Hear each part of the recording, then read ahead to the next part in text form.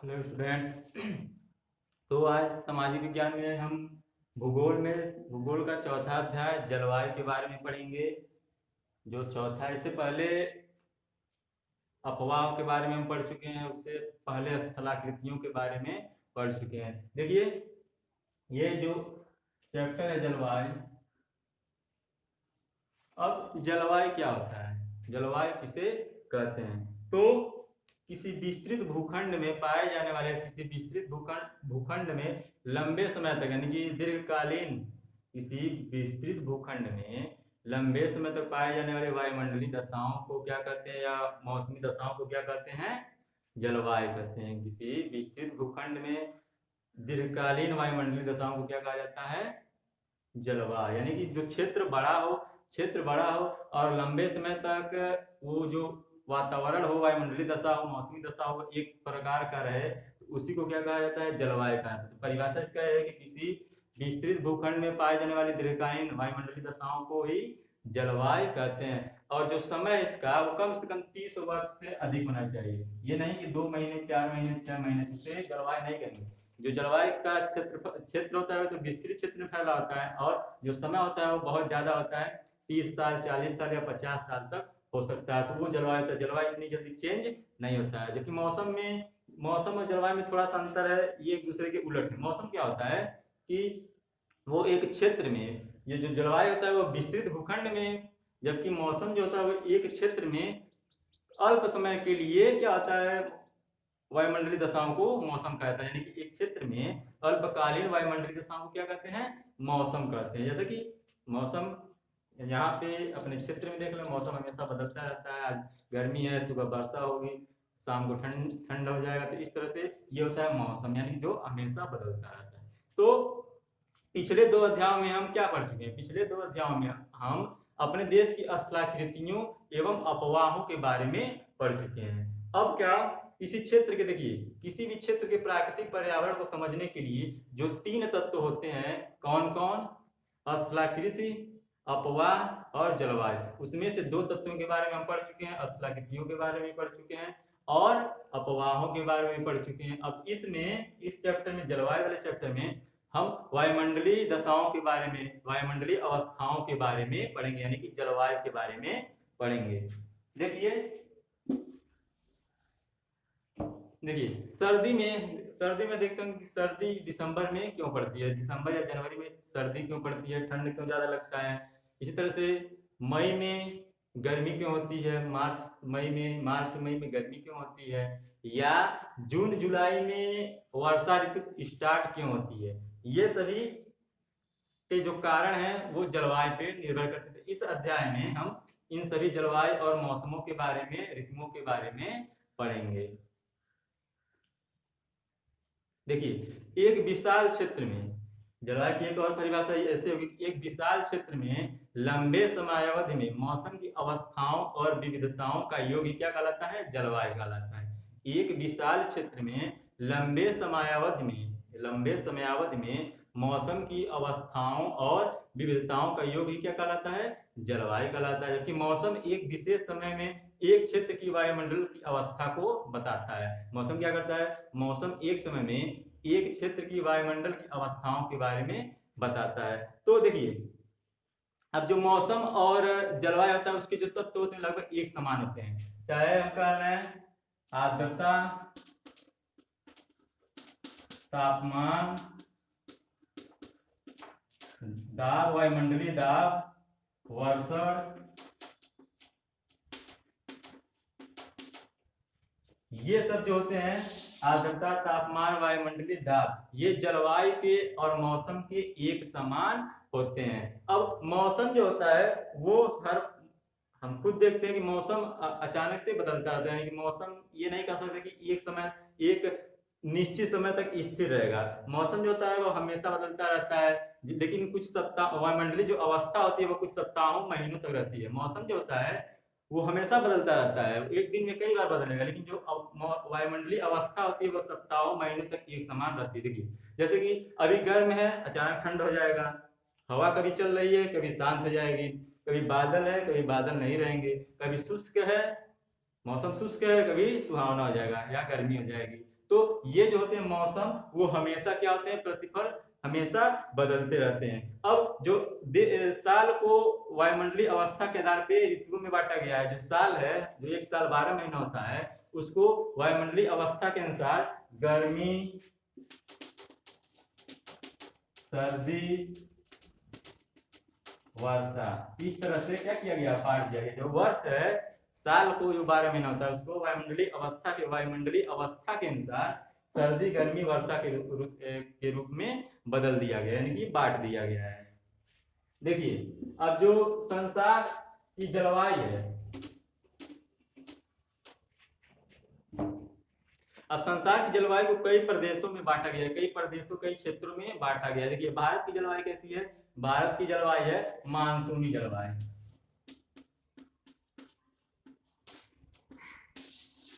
भारत की जलवायु कैसी है? मानसूनी जलवायु। अब जो मानसून है, ये क्या है? मानसून जो शब्द है, वो अरबी भाषा के मौसम शब्द से लिया गया है। मानसून जो है, अरबी भाषा के मौसम शब्द से लिया गया, जिसका अर्थ क्या होता है? मौसम। मानसून शब्द अरबी भाषा के मौसम शब्द से लिया गया, जिसका अर्थ क्या होता है? जिसका अर्थ होता है मौसम। देखिए, मानसून का अर्थ ये होता है कि हवा जो होती है, मानसून का मतलब एक वर्ष में जो हवा होती है, उसकी ऋतुओं के अनुसार बदलना।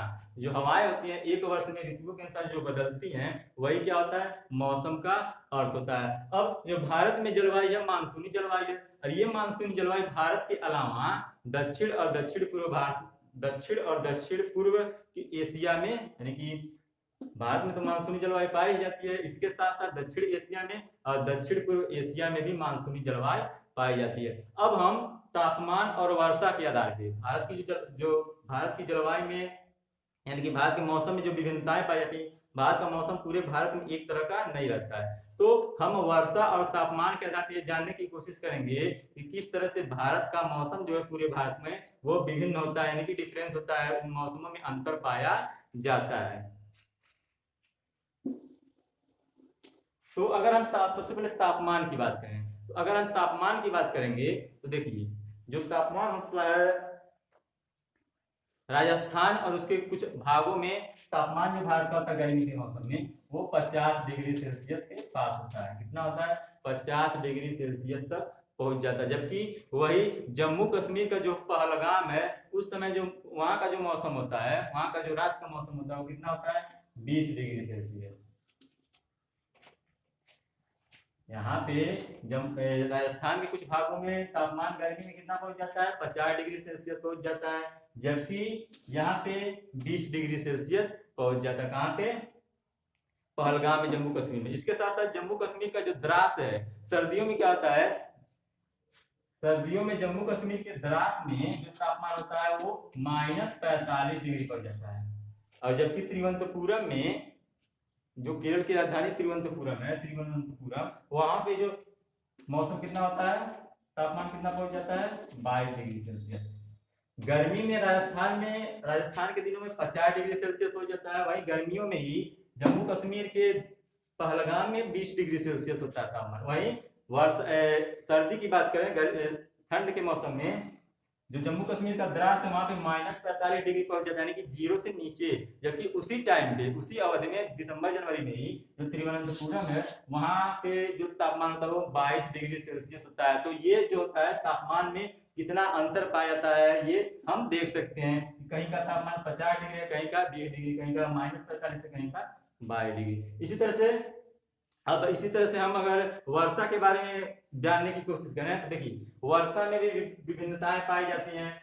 भारत में वर्षा के रूपों, मात्रा, वर्षा के असमान वितरण, ये सब वर्षा के वितरण में भी असमानता पाई जाती है, उसकी मात्रा में भी असमानता पाई जाती है, उसके रूपों में भी असमानता पाई जाती है। जैसे कि जो हिमालय का क्षेत्र है, हिमालय पर्वतीय क्षेत्र है, पहाड़ी क्षेत्र है, वहां पे जो वर्षा होती है किस रूप में होती है? बर्फ के रूप में। पहाड़ी क्षेत्रों में, यानी कि हिमालय में, बर्फ के रूप में वर्षा होती है, जबकि भारत के अन्य भागों में जो होती है वो वर्षा के रूप में। हिमालयी क्षेत्र में, पर्वतीय क्षेत्र में बर्फ के रूप में वर्षा होती है, अन्य क्षेत्र में वर्षा के रूप में। अब इसके अलावा जो मेघालय है, भारत का पूर्वी उत्तर राज्य मेघालय, वहां पे 400 सेमी तक वर्षा होती है प्रतिवर्ष। प्रतिवर्ष के हिसाब से 400 सेंटीमीटर वर्षा होती है। वहीं पे जब पश्चिमी भाग में जाएंगे, राजस्थान के पश्चिमी भागों में, राजस्थान के आसपास के क्षेत्रों में, वहां 10 सेंटीमीटर से भी कम वर्षा एक वर्ष में 10 सेंटीमीटर 10 सेंटीमीटर से भी कम वर्षा होती है। अब इसके साथ साथ इसके समय में भी अंतर पाया जाता है। जैसे कि भारत का जो मानसूनी समय कब है, वो है जून से सितंबर तक। भारत में मानसूनी वर्षा अधिकतर कब होती है? जून से सितंबर तक, पूरे भारत में लगभग। लेकिन वहीं तमिलनाडु का जो तटीय क्षेत्र है, वहां पे तमिलनाडु के तटीय क्षेत्र में वर्षा कब होती है? अक्टूबर से नवंबर। भारत के अधिकांश में, जैसे इस समय हम क्या कह सकते हैं, वर्षा का समय है, इस समय मानसूनी समय है, क्योंकि जून से सितंबर के बीच का जो समय होता है वो मानसूनी समय होता है, उस समय वर्षा होती रहती है। लेकिन जो भारत का तमिलनाडु का तट है, तमिलनाडु क्षेत्र में, तमिलनाडु के क्षेत्र में जो वर्षा होती है वो अक्टूबर और नवंबर में ही होती है। तो ये क्या हम कह सकते हैं कि इस तरह से तापमान और वर्षा में अंतर पाया जाता है। जो भारत का समुद्री भाग है, भारत का समुद्री तट है, वहां का मौसम लगभग एक समान रहता है, यानी कि न तो बहुत ज्यादा गर्मी होती है, न तो बहुत ज्यादा ठंड होती है। लगभग उसके तापमान में ज्यादा गिरावट देखने को नहीं मिलेगी, लगभग समान रहेगा। जबकि भारत के समुद्र के बीच, यानी कि कह सकते हैं कि मध्य भाग में, भारत के मध्य भाग में तापमान में काफी अंतर पाया जाता है। गर्मियों में बहुत ज्यादा गर्म होगा, ठंड में बहुत ज्यादा ठंड होती है। तापमान में काफी अंतर पाया जाता है, और वर्षा में भी अंतर पाई जाती है, यानी कि कहीं पे वर्षा बहुत अधिक होती है, कहीं पे वर्षा बहुत ही कम होती है। यानी कि जैसे कि पूर्व से भारत का ऐसे भाग है, तो जो वर्षा होती है इस तरह से पूर्व से पश्चिम की ओर क्या होती है, घटती जाती है। इधर से वर्षा हो रही है, जैसे जैसे हम पूर्व से पश्चिम की ओर जाएंगे वर्षा घटती जाती है। ये विभिन्नता क्या होती है? इस विभिन्नता के कारण लोगों के जीवन में भी विभिन्नताएं पाई जाती है। इस विविधता के कारण लोगों के जीवन में भी विभिन्नताएं पाई जाती है, उनके घरों में, उनके खान पान में, उनके भोजन में, उनके कपड़ों में, हर प्रकार से विभिन्नताएं पाई जाती हैं। इन सभी चीजों के कारण, वर्षा तापमान में अंतर पाए जाने के कारण, हर प्रकार से लोगों के जीवन को ये क्या करती है? प्रभावित करती है।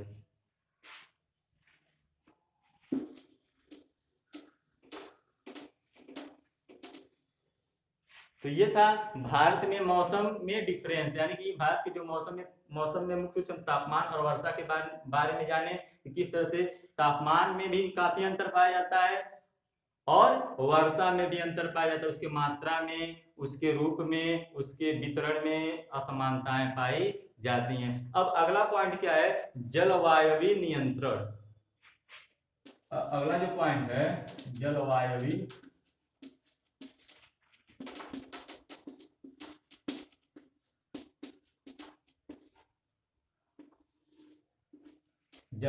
नियंत्रण। देखिए, किसी भी जलवायु को नियंत्रित करने वाले 6 कारक होते हैं। किसी भी देश की जलवायु को नियंत्रित करने वाले, या किसी भी क्षेत्र के जलवायु को नियंत्रित करने वाले 6 कारक होते हैं, जिनमें कौन कौन सा होता है? एक होता है अक्षांश, फिर होता है, पहला होता है अक्षांश, दूसरा ऊंचाई, तीसरा वायुमंडलीय दाब, एवं पवन, चौथा था समुद्र से दूरी,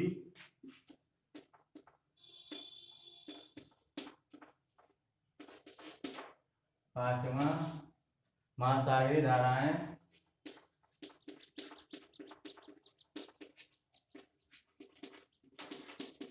और छठवां होता है उच्चावच।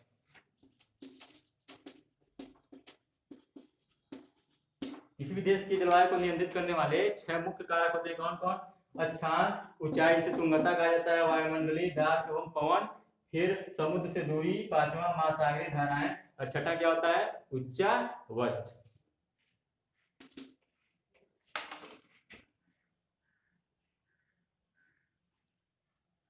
देखिए, जो पृथ्वी की गोलाई है, पृथ्वी की गोलाई के कारण क्या होता है, इसे प्राप्त सौर ऊर्जा की मात्रा अक्षांशों के अनुसार अलग अलग होती है। पृथ्वी की गोलाई के कारण, जो पृथ्वी की गोलाई है, इस तरह से पृथ्वी की गोलाई है, तो इसे सौर ऊर्जा, जो सूर्य का जो ऊर्जा मिलता है इसे, तो उसके अक्षांशों के कारण अलग अलग, इसके अक्षांशों के कारण क्या होता है, अक्षांशों के कारण सौर ऊर्जा की जो मात्रा होती है वो अलग अलग होती है। मतलब ये कि विषुवत वृत्त से, ये जो बीच में विषुवत वृत्त है, इसके उत्तर यानी कि ध्रुवों की तरफ जाने से, विषुवत वृत्त से या तो उत्तर की तरफ जाए, ध्रुवों की तरफ, उत्तर या दक्षिण की तरफ, क्योंकि ध्रुव यहाँ उत्तरी ध्रुव यहाँ पे दक्षिण ध्रुव, तो विषुवत वृत्त से ध्रुवों की तरफ जाने से क्या होता है, तापमान घटता जाता है। ध्रुवों के ये विषुवत वृत्त में सबसे अधिक तापमान पाया जाता है, क्योंकि ये बीच बीच है, सूर्य का प्रकाश हम सभी को मालूम आधे भाग पे ही पहुंचता है, तो यानी कि विषुवत वृत्त पे हमेशा सूर्य का प्रकाश पहुंचता है, तो यहाँ पे तापमान अधिक पाया जाता है। जैसे हम ध्रुवों की तरफ बढ़ते जाए, उत्तर की तरफ जाते हैं, दक्षिण की तरफ, तापमान में कमी पाई जाती है, तापमान यानी कि घटता जाता है। इसके अलावा क्या होता है,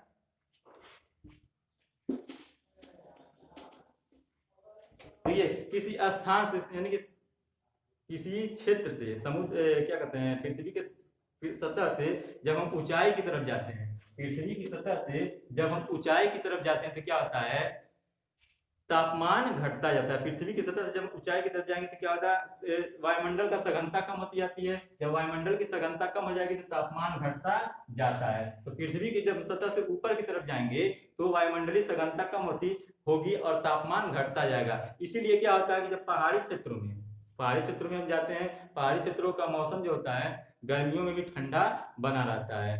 अक्सर हम देखते हैं कि लोग पहाड़ी क्षेत्रों में जाते हैं गर्मी के मौसम में, ऐसा क्यों, क्योंकि पहाड़ी क्षेत्र ऊंचाई वाले स्थानों पे होते हैं और वहां का मौसम इन क्षेत्रों के हिसाब से तुलना में ठंडा होता है। अब तीसरा पॉइंट क्या है, वायुमंडलीय दाब एवं पवन। तो वायुमंडलीय दाब एवं जो पवन होती है वो ऊंचाई, अक्षांश और ऊंचाई के पर निर्भर करती है। वायुमंडलीय दाब एवं पवन क्या होती है, अक्षांश और ऊंचाई पर निर्भर करती है। इसी के कारण क्या होता है, यह तापमान और वर्षा की मात्रा, वर्षा के वितरण को प्रभावित करती है, तापमान को।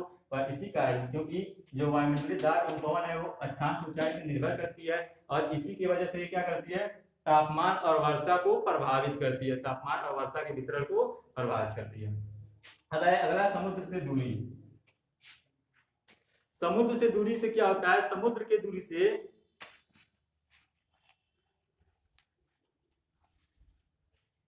जो समुद्र होता है, समुद्र जो होता है वो जलवायु, समुद्र का जलवायु पे समकारी प्रभाव पड़ता है। चौथा जो पॉइंट है समुद्र से दूरी, तो समुद्र का जलवायु पे समकारी प्रभाव पड़ता है। मतलब कि जैसे जैसे समुद्र से दूरी बढ़ती जाएगी, जैसे जैसे समुद्र से दूरी बढ़ती जाएगी तापमान क्या होता है, समुद्र से दूरी बढ़ती जाएगी और उसका प्रभाव कम होता जाता है।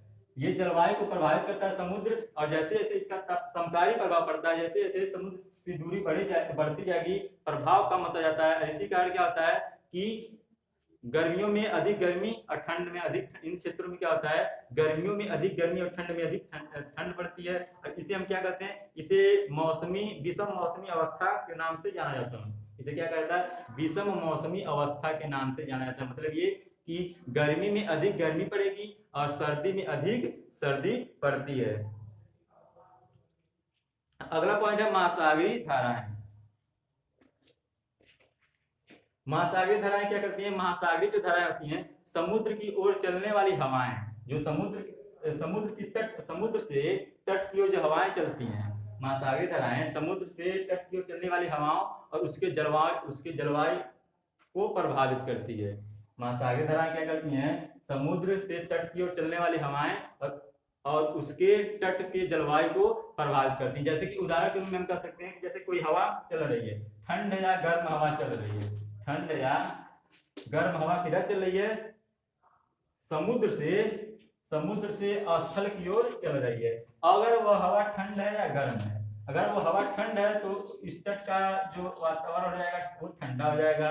अगर ये हवा गर्म है तो उस तट का वातावरण क्या हो जाएगा, गर्म हो जाएगा। कोई हवा समुद्र से स्थल की ओर चल रही है और अगर वह हवा की दिशा क्या है, समुद्र से स्थल की ओर है, और इस समय क्या होगा, अगर हवा गर्म है, समुद्र की हवा गर्म है, तो वो उस तट के वातावरण को मौसम को गर्म कर देगा। अगर वही हवा ठंडा है तो वो क्या करेगा, तट के मौसम को ठंडा कर देगा। तो ये किसके कारण होता है, ये महासागरीय धाराओं के कारण होता है। छठा है जो है उच्चावच।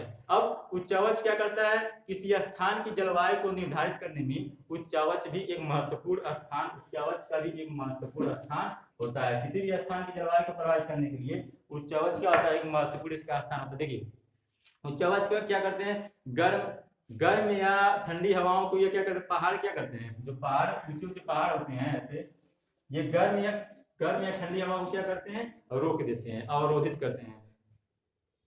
उच्चावच का मतलब जो ऊंचाई वाले पहाड़ होते हैं, पर्वत होते हैं, वे गर्म या ठंडी हवा को क्या करते हैं, रोकते हैं। अगर ये इतनी ऊंची हों, ये पहाड़ इतने ऊंचे हों कि ये वर्षा लाने वाली हवाओं को भी रोक सकें, ये इतने ऊंचे हों कि ये वर्षा लाने वाली हवाओं को रोकने में सक्षम हो, तो ये वर्षा का कारण बनते हैं। क्योंकि जब हवाएं यहाँ से जाएंगी, ये इतने ऊंचे हैं कि इसको पार हवा नहीं कर पाएगी, इससे टकरा के हवा वापस चली जाती है और फिर इस क्षेत्रों में, इसके आसपास के क्षेत्रों में वर्षा करती है। तो उच्चावच वर्षा करने में भी सहायक होते हैं। तो ये था जलवायु नियंत्रण। अब है अगला पॉइंट,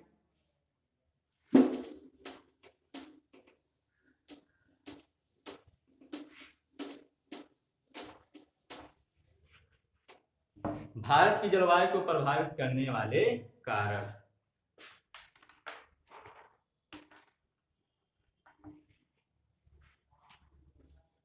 भारत की जलवायु को प्रभावित करने वाले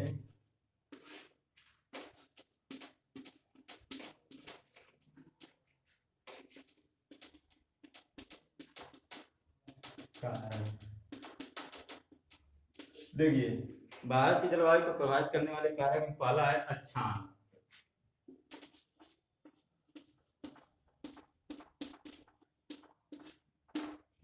पहला है अक्षांश। देखिए अब जो कर्क वृत्त है, कर्क रेखा या कर्क वृत्त, वो भारत के बीचों बीच से होकर गुजरती है। मान लीजिए भारत का मैप है इस तरह से, तो ये भारत का बीच का हिस्सा है, तो यहीं से कर्क रेखा गुजरती है भारत के बीचों बीच से। कच्छ के रन से पश्चिम में, कच्छ के रन से पूर्व में, पश्चिम में कच्छ के रन से पूर्व में मिजोरम से होकर गुजरती है। पश्चिम में कच्छ के रन से, कच्छ कहाँ है, गुजरात में, पश्चिम में कच्छ के रन से पूर्व में मिजोरम से होकर गुजरती है। अब ये जो कर्क रेखा है, इसके दक्षिण का जो भाग है वो क्या कहलाता है, उष्णकटिबंधी जलवायु। यहाँ कौन सी जलवायु कहती है, उष्णकटिबंध।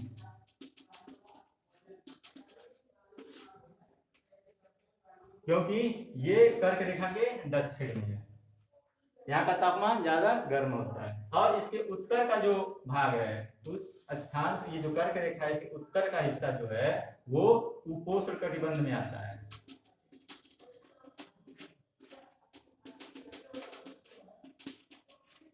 कर्क रेखा जो है वह 23.5 अंश पे है, जो भारत के बीचों बीच होकर गुजरती है, कच्छ के रन से होते हुए 8 राज्यों से होते हुए मिजोरम से होकर पूर्व में निकल जाती है। तो जो ये कर्क रेखा है, उसके दक्षिण का जो हिस्सा है वो उष्णकटिबंधीय क्षेत्र में आता है, और इसके उत्तर का जो हिस्सा है वो उपोष्णकटिबंध में आता है। इसीलिए भारत में उष्णकटिबंध और उपोष्णकटिबंध दोनों की विशेषताएं पाई जाती हैं। भारत की जो जलवायु है, भारत की जलवायु में उष्णकटिबंध और उपोष्णकटिबंध दोनों की विशेषताएं पाई जाती हैं। अब दूसरा है, ये था अक्षांश। अब दूसरा क्या है, ऊंचाई। भारत की जलवायु को प्रभावित करने वाले कारकों में पहला था अक्षांश, दूसरा क्या है, ऊंचाई।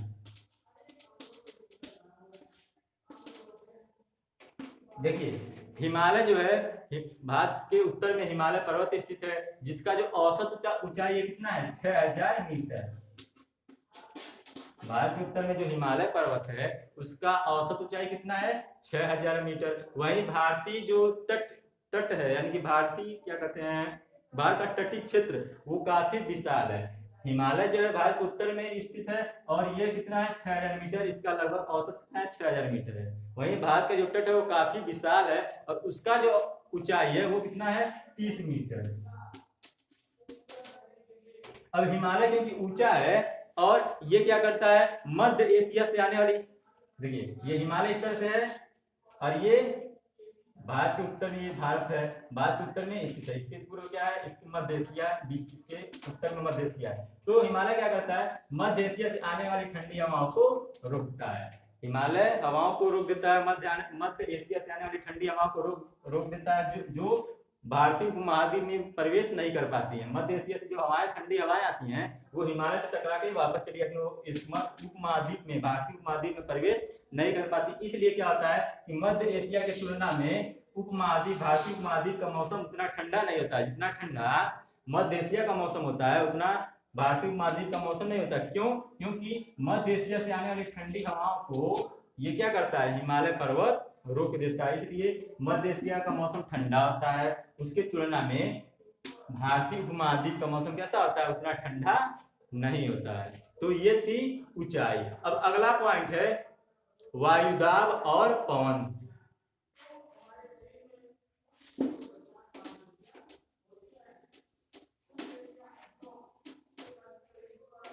तीसरा है वायुदाब एवं पवन।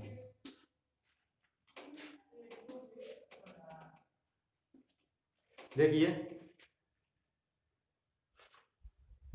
भारत जो है उत्तर पूर्व व्यापारिक पवनों वाले क्षेत्र में स्थित है। भारत कहाँ है, भारत कहाँ स्थित है, भारत उत्तर पूर्वी व्यापारिक पवनों वाले क्षेत्र में स्थित है।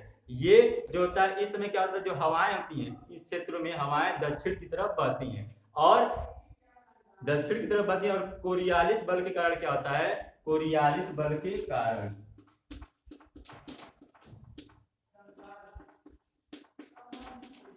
भारत जो है वो कहाँ स्थित है, भारत जो है उत्तर पूर्व व्यापारिक पवनों वाले क्षेत्र में स्थित है और यहाँ पे हवाएं क्या होती हैं, दक्षिण की तरफ बहती हैं और कोरियालिस बल के कारण क्या होता है कि दक्षिण जो हवाएं होती हैं वो दक्षिण की ओर दाहिनी ओर विक्षेपित होकर, कोरियालिस बल के कारण हवाएं दाहिने ओर विक्षेपित होकर कहाँ चली जाती हैं, दाहिने ओर विक्षेपित होकर निम्न दाब वाले महासागरीय क्षेत्र के ऊपर से बहने लगती हैं। जो हवाएं होती हैं दक्षिण की तरफ बहती हैं और कोरियालिस बल के कारण दाहिनी तरफ विक्षेपित होकर निम्न दाब वाले कहाँ चली जाती हैं, महासागरीय क्षेत्रों के ऊपर से बहने लगती हैं। क्योंकि देखिए ये जो हवाएं होती हैं ये शुष्क होती हैं, ये इन हवाओं में नमी नहीं होती है, ये हवाएं कैसी होती हैं, शुष्क होती हैं, इन हवाओं में नमी नहीं होती है। क्यों? क्योंकि ये हवाएं स्थल से ही उत्पन्न होती हैं और वहीं पे बहती हैं। ये हवाएं कहाँ से उत्पन्न होती हैं, स्थल से उत्पन्न होती हैं और उन्हीं क्षेत्र में बहती हैं और इनमें नमी नहीं होती, इसलिए ये वर्षा, इन हवाओं से वर्षा ना के बराबर होता है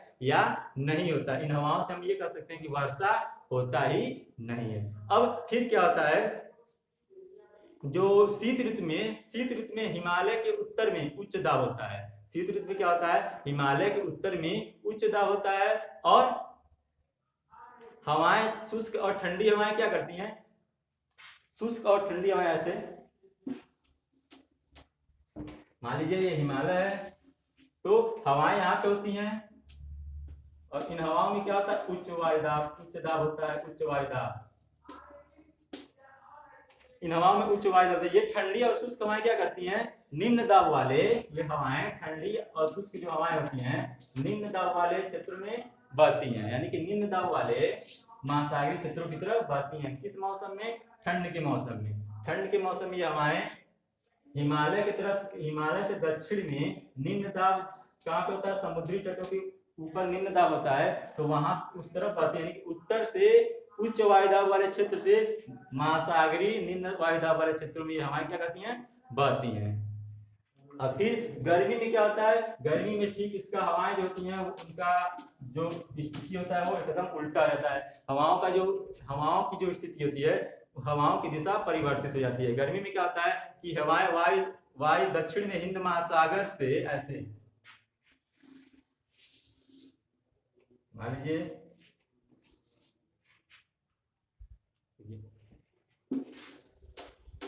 गर्मी के मौसम में हवाओं का रुख जो होता है वो परिवर्तित हो जाता है ऐसे।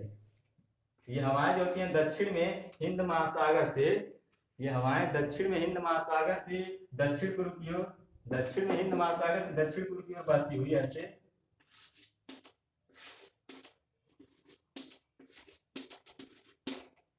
ये जो हवाएं होती हैं हिंद महासागर में दक्षिण पूर्व की ओर बहते हुए विषुवत वृत्त, ये मान लीजिए विषुवत वृत्त है,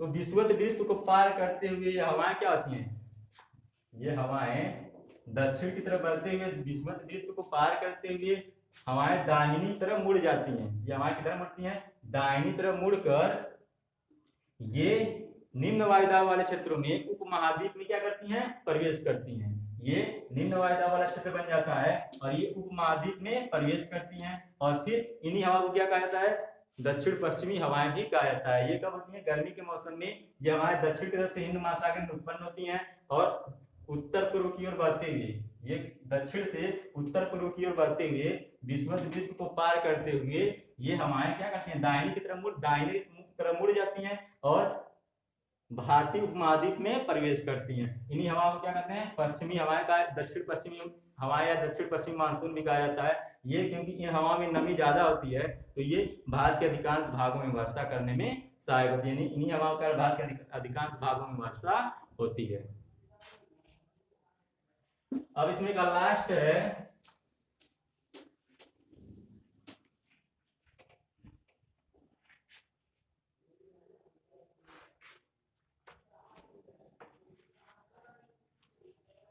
देखिए, एक प्रश्न आया था, शब्द आया था कोरियालिस।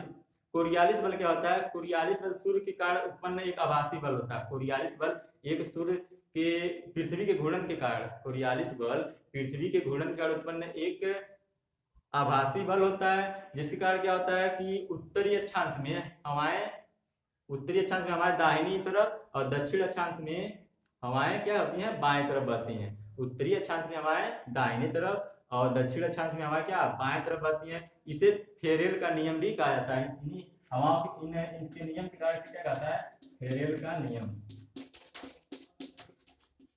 कोरियालिस बल में क्या होता है, ये पृथ्वी के घूर्णन के कारण, जो कोरियालिस बल होता है वो पृथ्वी के घूर्णन के कारण उत्पन्न होता है और उत्तरी अक्षांश में हवाएं दाहिनी तरफ बहती हैं और दक्षिणी अक्षांश में हवाएं बाएं तरफ बहती हैं और इसी को क्या कहा जाता है, फेरेल का नियम भी कहा जाता है। अब फिर अगला है क्या, जेट धाराएं। इसी वायुदाब एवं पवन में आता है जेट धाराएं।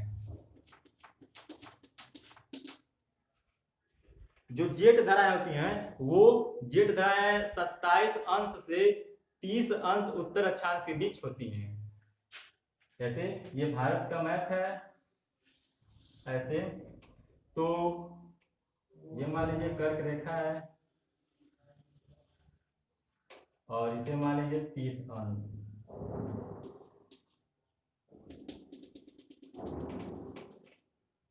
तो जो जेट धाराएं होती हैं वो 27 अंश से 30 अंश उत्तर में बढ़ती हैं, उत्तरी अक्षांश में ऐसे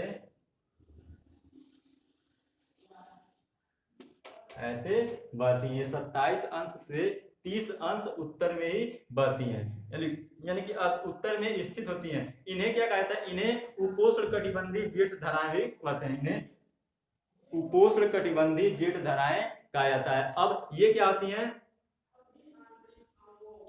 ये भारत में गर्मी के मौसम को छोड़ दिया जाए, अगर गर्मी के मौसम को छोड़ दिया जाए ये पूरे भारत में लगभग हर महीने बहती हैं, पूरे साल बहती हैं। गर्मी के 3-4 महीनों को छोड़ दिया जाए तो ये जो हमारे जेट धाराएं होती हैं वे पूरे साल भारत में 27 अंश से 30 अंश के बीच क्या होती हैं, बहती हैं और हिमालय के दक्षिण में बहती हैं। यहाँ पे हम मान लें कि हिमालय है, तो हिमालय के दक्षिण में ये हवाएं बहती हैं। कब गर्मी को छोड़ दिया है तो गर्मी के अलावा पूरे साल भर ये 27 अंश से 30 अंश के बीच बहती हैं। अब क्या होता है, इसके पश्चिमी प्रवाह के कारण उत्तर और पश्चिमी भागों में चक्रवात विक्षोभ आते हैं, क्योंकि ये पश्चिम से पूर्व की तरफ बहती है। इसके पश्चिम से पूर्व की तरफ बहने के कारण पश्चिमी प्रवाह के कारण क्या होता है, भारत के उत्तर में और उत्तर पश्चिम में, भारत के उत्तर और उत्तर पश्चिम चक्रवाती विक्षोभ आते हैं। और चक्रवाती विक्षोभ आने का मतलब, चक्रवाती विक्षोभ क्या होता है? चक्रवाती विक्षोभ का मतलब वे भूमध्य सागर से आने वाली हवाओं का जो चक्रवात लाती हैं वो चक्रवाती विक्षोभ कहलाती हैं, जो अक्टूबर नवंबर में भी आता है, कभी कभी मानसूनी समय में भी आता है। तो ये हवाएं के, क्योंकि ये हवाएं पश्चिम से पूर्व की तरफ आती हैं, तो ये भारत के उत्तरी और उत्तरी पश्चिमी भाग में क्या लाती हैं? चक्रवाती विक्षोभ लाती हैं। अब क्या होता है गर्मियों में? क्या होता है? ये तो था गर्मी के अलावा बाकी जो 8-9 महीने होते हैं उस समय ऐसा होता है, लेकिन गर्मी के मौसम में क्या होता है? गर्मी के मौसम में सूर्य की आभासी गति के साथ जो उपोष्णकटिबंधीय जेट धाराएं हैं वो हिमालय के उत्तर में चली जाती है। गर्मी के मौसम में सूर्य के आभासी गति के कारण, आभासी गति के साथ क्या होता है? यही जेट धाराएं जो होती हैं वो किधर चली जाती हैं? ये जेट धाराएं यहाँ से उत्पन्न होकर वो हिमालय के उत्तर में चली जाती हैं। कहाँ चली जाती हैं? हिमालय के उत्तर में चली जाती हैं। किस समय? गर्मी के मौसम में। और इसे क्या कहा जाता है? अब एक प्रकार देखिए, गर्मी के मौसम के अलावा जो जेट धारा 27 अंश से 30 अंश के बीच बहती हैं और ऐसे हिमालय के दक्षिण में ये बहती हैं। लेकिन गर्मी के मौसम में सूर्य की आभासी गति के कारण क्या होता है? जब गर्मी का मौसम आता है तो ये हवाएं कहाँ से चली जाती हैं? हिमालय के उत्तर से होती हुई इधर निकल जाती हैं। अब इन्हें क्या कहा जाता है? पश्चिमी उष्णकटिबंधीय जेट धाराएं कहा जाता है। पश्चिमी उपोष्णकटिबंधीय जेट धाराएं, क्योंकि कर्क रेखा से नीचे अगर ये होता तो उष्णकटिबंधीय धाराएं होती, लेकिन कर्क रेखा के ऊपर है इसलिए पश्चिमी उपोष्णकटिबंधीय जेट धाराएं कहा जाता। अब एक और जेट धाराएं होती हैं जो 14 अंश। अब एक और जेट धारा होती है जो कहाँ बहती है? 14 अंश। ये प्रायद्वीपीय भारत में बहती है। कहाँ से? प्रायद्वीपीय भारत। एक और धारा जो होती है, जेट धारा होती है जो 14 अंश पे प्रायद्वीपीय भारत में बहती है। ऐसे क्योंकि अब इसकी जो दिशा होती है वो पूर्व से पश्चिम की ओर होती है, इसलिए इसे क्या कहता है? पूर्वी उपोष्णकटिबंधीय जेट धारा कहा जाता है। इसे क्या कहा जाता है? पूर्वी